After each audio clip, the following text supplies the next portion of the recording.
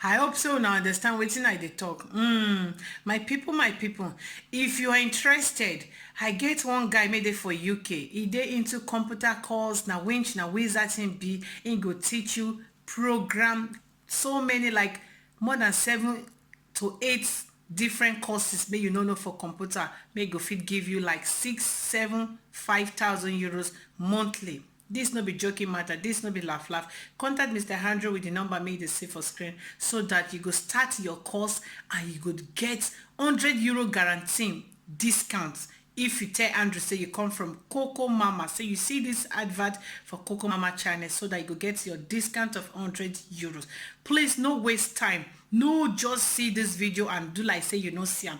Make sure you contact Mr. Andrew with the number made the see for screen so that you go get discount and you go start these courses, begin the make 5 to 6, 7,000 euros monthly. This na guarantee money. You go see am. Na course may no go last more than 3 months. Please no waste this opportunity. No take am to be just anyhow. You go come back to tell me thank you. Andrew go give you like some days may you take practice am, take give you for free, may you see wetin you want benefit so that now you go come decide whether you want am abi you no want am, but you go come back to tell me thank you. This na wetin I guarantee you.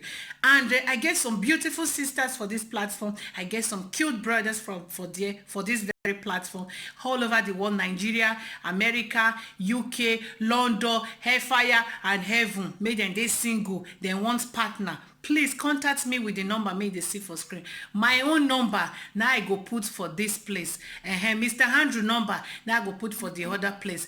But biko no call me anyhow and no flash me anyhow, because me my blood pressure dey high. I dey block people anyhow. You just write me, say hook up matter. You give me your details, I go give you back reply.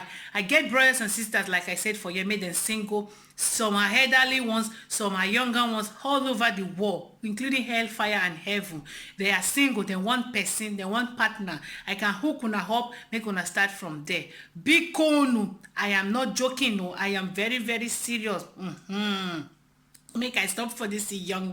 Na me they call Coco Babe, aka her mouth need dey wear pampers. But these days I go begin dey wear pampers because it be like say I don dey pass my boundary. Or better still, I go put sellotape for my mouth, because if I wear pampers, I feel remove am from this side, come dey gossip. I know say I like gossip well.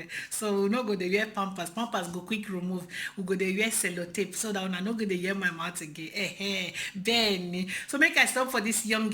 Contact Mr. Andrew with this number and contact me with this number for hookup. I will hook una up, hook una down, hook una side, anyhow una want am. Hook up na hook up. Marriage must hold. We must hear baby cry for our house this year. Then so make I stop for this young. My people na holy me na waka come. Una bye. Make I stop for this play, but no bye for now. Stay and watch the video. Make una wan watch now. Holy God know wetin we wan talk today, but watch am. And then press the like button. The like button, the subscribe button, press am. That bell wey they do gilling, press am. When you press am, you go see 3 options. Press the first one, all, so that you go see all our video for this young. Una, thank you.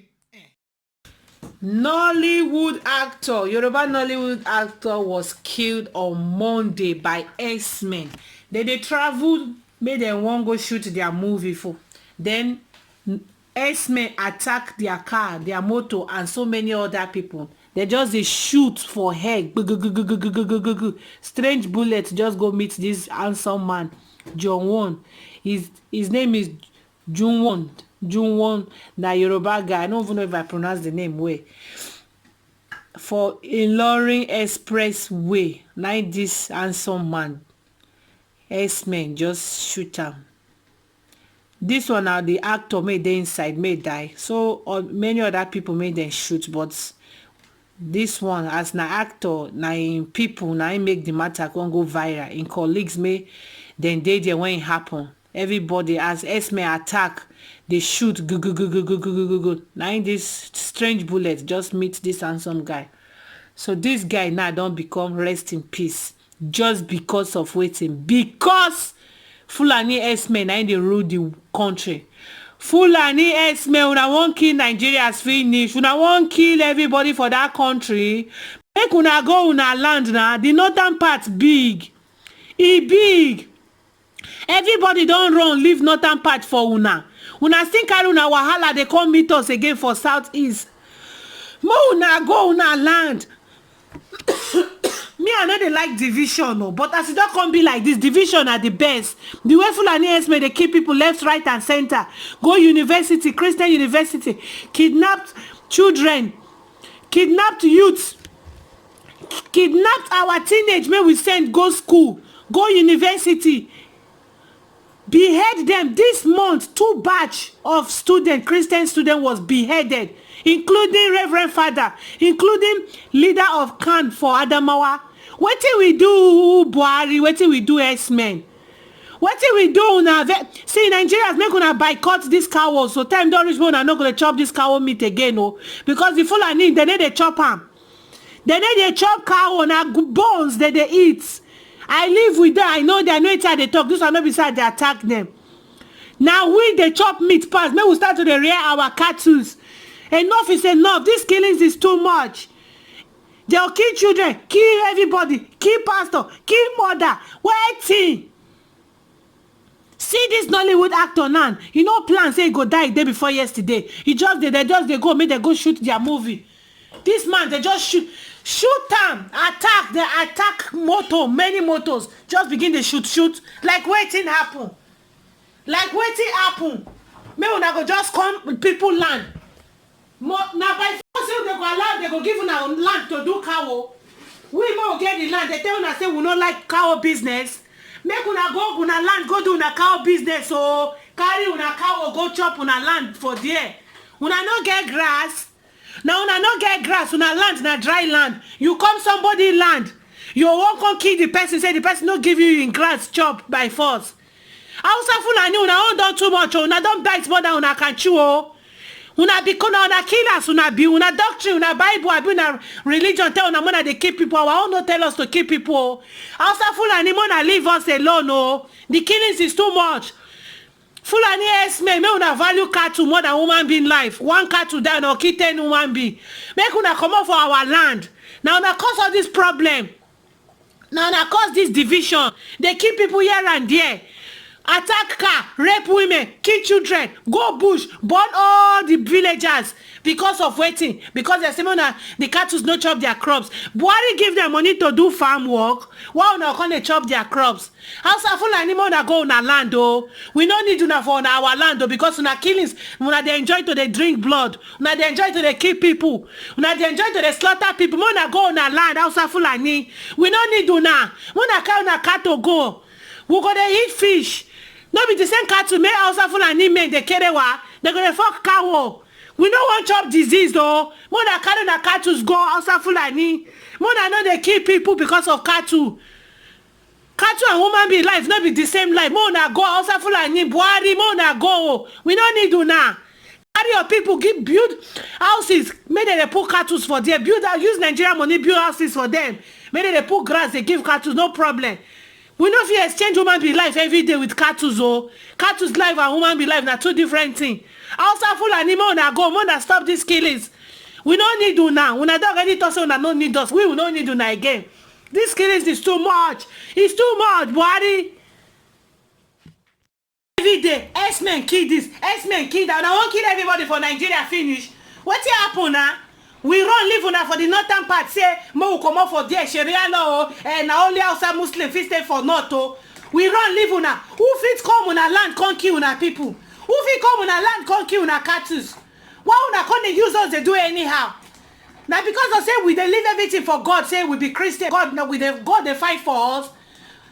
Which kind of nonsense? Boko Haram they do their own. Fulani herdsmen they do their own. Where we want run go? Where Nigeria for run go now? May we run leave Nigeria for una. Originally una not be Nigerian. Not be Nigeria una be. Una won't come pursue the original citizen of the country come out for their land because una get cattle. Buhari may you talk something, no? If you not fit, may you retire.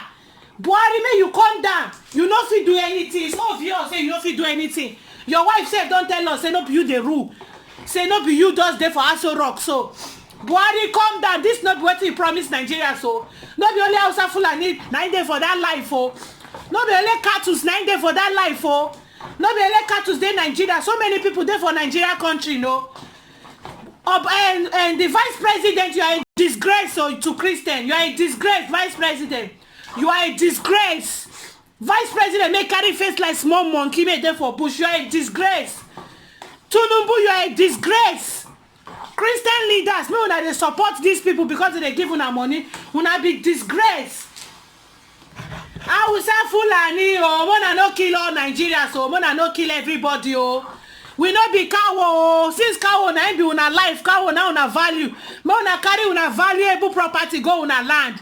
Hausa Fulani, we don't need una for our place, so everybody don't run leave Kanu for una.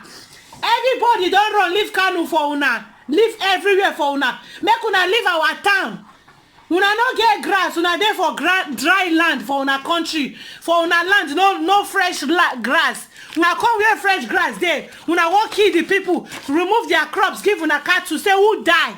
Hausa Fulani make una go with una killing people, blood-sucking people, blood-sucking demons. Hausa Fulani, leave our people alone, leave the Yorubas alone, leave Igbos alone, leave other tribes alone. Make una go una land. Hausa Fulani, bamu asonka, bamu asonku.